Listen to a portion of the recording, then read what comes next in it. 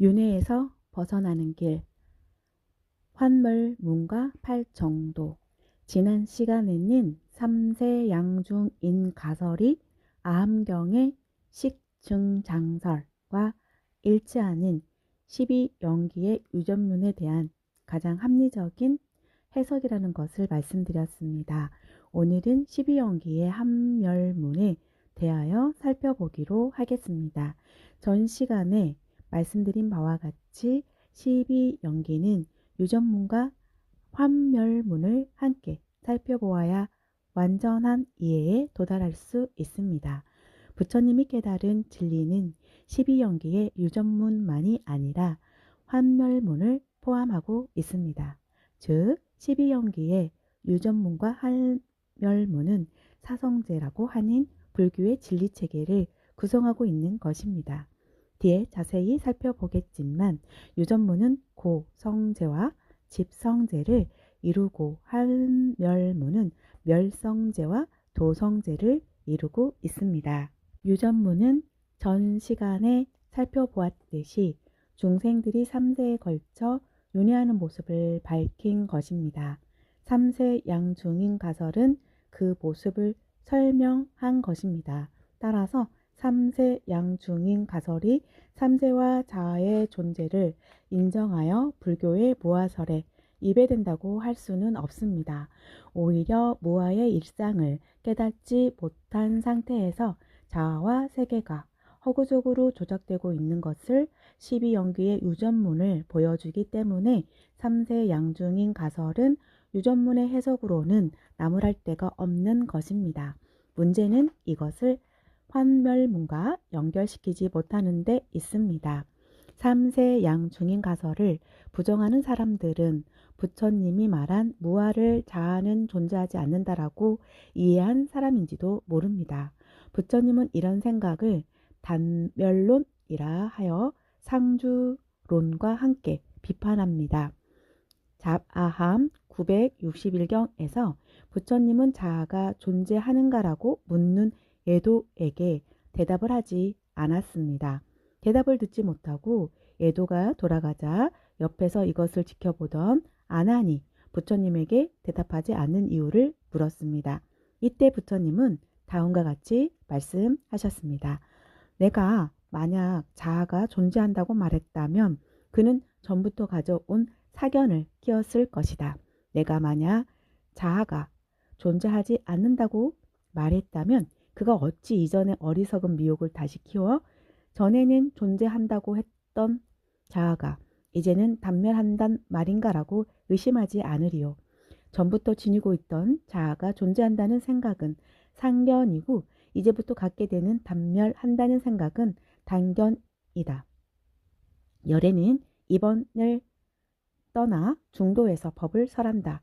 이와 같이 부처님은 자아가 존재하지 않는다라는 단견이 부처님이 말하는 무아가 아님을 분명히 밝히고 있습니다.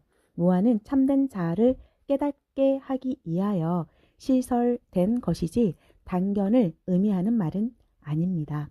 참된 자아에 대해서는 다음에 말씀드릴 기회가 있을 것입니다만 간단히 말하면 환멸문이 곧 참된 자아의 삶입니다. 환멸문의 이해를 위해서는 12연기의 역관과 순관을 살펴보아야 합니다. 12연기를 사유하는 방법에는 노사에서 모명까지 거꾸로 사유하는 법과 오명에서 노사까지 순서대로 사유하는 방법이 있습니다. 이러한 두 가지 사유를 역관과 순관이라고 합니다. 역관과 순관은 단순히 12연기의 지분을 앞뒤로 외우는 것이 아닙니다. 부처님은 역관을 통해 12연기의 유전문과 환멸문을 깨달았고 순관을 통해 유전문과 환멸문을 중득했습니다. 그러니까 역관을 통해서 12연기의 유전문과 환멸문이 진리임을 알게 되었고 순관을 통해 그 진리를 몸소 체득하여 증득하신 것입니다. 이러한 자신의 체험을 그대로 우리에게 알려준 것이 12연기의 역관과 순관이며 유전문과 환멸문입니다. 따라서 12연기는 단순한 이해의 대상이 아니라 실천하여 체험해야 할 내용입니다. 우리가 12연기의 역관과 순간을 알고 유전문과 환멸문을 알아도 생사에서 벗어나 멸반을 성취하지 못하는 까닭은 12연기의 유전문과 환멸문이란 공허한 이론이 아니라 실천적 체험을 이야기하는 것이기 때문입니다. 따라서 부처님과 같은 사유와 실천을 하지 않으면 12연기라는 진리도 한낱 공허한 이론에 머물게 될 뿐이지요. 12연기설은 12지를 순서대로 외워서 논리적으로 사유하여 알게 되는 교리가 아닙니다. 12연기에 대한 해석이 저마다 다른 것은 12연기설이 기초하고 있는 실천적 교리를 애면한 제관념적이고 논리적인 사변에 의지하여 12연기를 피상적으로 이해한 결과입니다. 부처님은 12연기를 개념에 의한 사유를 통해 인식한 것이 아니라 구차재정이라는 선정을 수행하여 깨달았습니다. 그러니까 12연기의 유전문은 단순히 무명에서 생사가 연기한다는 사실만을 의미하는 것이 아니라 구차재정이라는 구체적인 수행법을 내포하고 있습니다. 그리고 환멸문은 단순히 무명이 멸하는 생사가 멸한다는 사실만을 의미하는 것이 아니라 생사의 멸진에 이르는 구체적인 길이 내포되어 있습니다. 구차재정은 다음에 구체적으로 살펴보기로 하고 여기에서는 12연기의 환멸문이 내포하고 있는 생사멸진의 길이 무엇인지에 대하여 살펴보기로 하겠습니다. 12연기의 유전문과 환멸문을 면밀하게 살펴보면 이것은 역관, 순간과 함께 사성제를 구성하고 있음을 발견할 수 있습니다. 유전문의 역관은 고성제를 의미하고 순간은 집성제를 의미하며 환멸문의 순간은 멸성제를 의미하고 역관은 도성제를 의미합니다. 부처님은 늙고 죽는 괴로움에서 벗어나기 위해서 그 원인을 사유해 갔습니다. 그 결과 무명이라는 괴로움의 뿌리에 도달합니다. 부처님은 무명에서 노사에 이르는 모든 것이 괴로움이라는 사실을 깨닫게 됩니다. 이것이 유전문의 역관이며 고성제입니다. 부처님은 이러한 깨달음을 토대로 무명의 상태에서 어떻게 늙고 죽는 괴로움이 이루어지는가를 살펴보았습니다. 그 결과 무명의 상태에서 삶을 통해 형성된 허망한 생각들이 욕탐에 의해 모여서 이름과 형태를 지닌 존재로 조작되고 있다는 것을 깨달았습니다. 이것이 유전문의 순간이며 집성제입니다. 부처님은 늙고 죽는다는 것이 허망한 생각이라면 이 허망한 생각을 없애기 위해서 어떤 것을 없애야 하는지를 차례로 사유하여 무명을 없애면 더 이상 없앨 것이 없다는 사실을 깨달았습니다. 이것이 환멸문의 역관이며 멸성제입니다. 이러한 깨달음에 의지하여 무명을 없애니 차례로 12지가 멸하여 늙어 죽는다는 허망한 생각이 완전히 사라지는 것을 체험했습니다. 이것이 환멸문의 순간이며 도성제입니다. 이와 같이 사성제는 연기설의 바탕이 되는 실천적 교리입니다. 연기설이라는 이론적 교리는 사성제라는 실천적 교리의 실천을 통해 공허한 이론이 아닌 진리로서 체험되는 것입니다.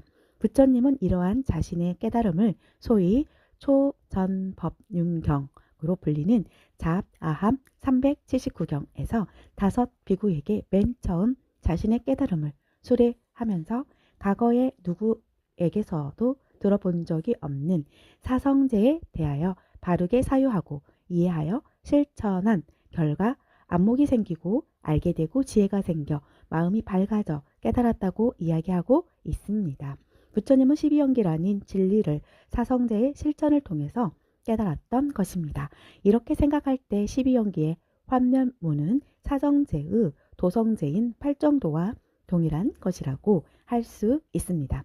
실제로 이들을 비교해 보면 팔정도는 12연기의 환멸문이라는 사실을 알 수 있습니다.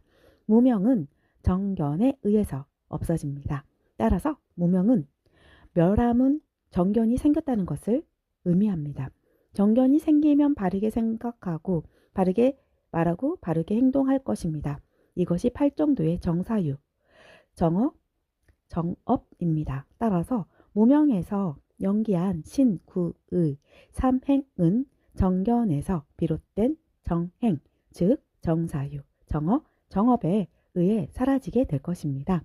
12연기의 식과 명색은 분별심에 의해 새로운 명색이 나타나 식이 등장하는 중생들의 삶의 구조를 의미합니다. 이러한 잘못된 삶의 구조는 바른 삶을 열심히 실천하는 가운데 사라집니다. 이것이 팔정도의 정명과 정정진입니다.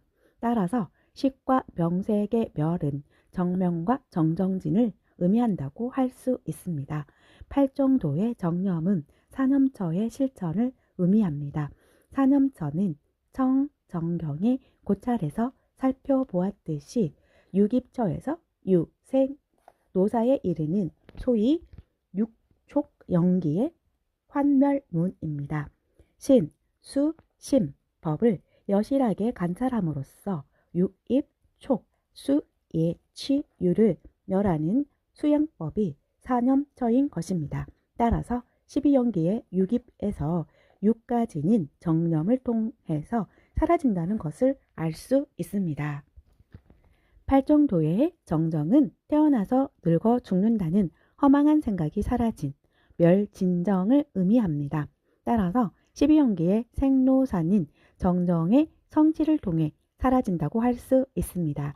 이와 같이 12연기의 환멸문은 팔정들을 의미합니다. 따라서 우리가 아무리 무명이 멸하면 생노사가 멸한다고 알고 있어도 정견으로 부지런히 살아가는 팔정도의 실천이 없으면 무명이 멸하지도 않고 생사의 괴로움에서 벗어날 수도 없는 것입니다.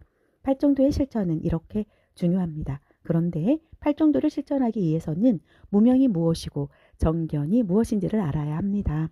자바함 251경과 256경에서는 무상한 유깁처와 오온을 여실하게 알지 못하는 것이 무명이라고 이야기하고 있습니다. 그리고 명, 즉 정견은 유깁처와 오온이 무상함을 여실하게 아는 것이라고 이야기합니다. 또 자바함 57경에서는 오온을 자아라고 보는 것이 행이라고 하고 있습니다. 그러니까 유깁처와 오온이 허망한 망령임을 모르는 것이 무명이고 이러한 무명에서 육입처나 오온을 자아로 집착하여 허구적으로 자아를 조작하는 것이 행이라는 이야기입니다.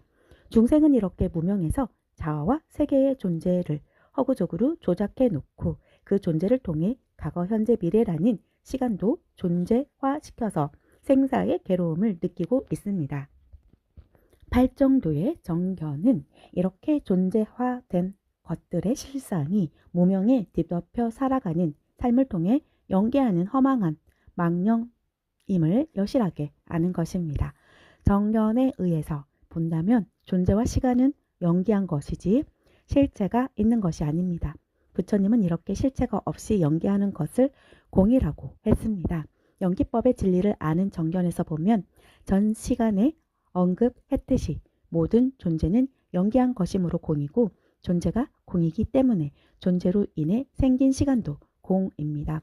팔정도는 공의 세계에서 무아로 살아가는 진실된 삶의 모습이며 이것이 환멸문입니다. 용수보살은 중론, 간시품에서 이와 같은 공의 세계를 다음과 같이 이야기합니다. 과거의 시간 속에 미래와 현재가 들어있지 않다면 미래와 현재의 시간이 어떻게 과거를 원인으로 한다고 할 수 있으리. 과거의 시간이 원인이 아니라면 미래의 시간은 있을 수 없고 현재의 시간도 있을 수 없으므로 그러므로 미래와 현재라는 두 시간은 있을 수 없다. 시간은 머물 수 없고 시간은 갈 수도 없다. 시간을 있다고 할 수 없다면 어떻게 시간의 모습, 과거, 현재, 미래를 이야기할 수 있으리. 존재로 인해서 시간은 존재하나니 존재를 떠나서 어떻게 시간이 존재할 수 있으리. 존재도 오히려 존재하지 않는데 하물며 시간을 존재한다고 할 수 있으리. 존재도 시간도 분별되지 않는 공의 세계에서 나와 남을 분별하지 않고 살아가는 무분별의 진실된 삶이 실현되는 무아의 삶, 이것이 바로 환멸문입니다.